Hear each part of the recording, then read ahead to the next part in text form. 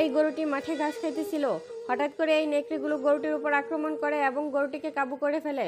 তখন এই রাস্তা দিয়ে যাওয়া এই লোকটি গরুটিকে দেখতে পায় আর সে তাড়াতাড়ি করে পুলিশকে কল করে। পুলিশ এসে নেকড়েগুলোকে ধরার অনেক চেষ্টা করে আর অবশেষে তারা সফল হয় আর তারা শয়তান নেকড়েগুলোকে ধরে একদম বন্দি করে ফেলে। তারপর তারা দেখতে পায় গরুটির অবস্থা অনেক খারাপ আর তারা তাড়াতাড়ি করে গরুটির উপর মেডিসিন স্প্রে করে আর ডাক্তার এনে গরুটিকে ইঞ্জেকশন দিয়ে দেয় আর গরুটি আগের মতো সুস্থ হয়ে যায়।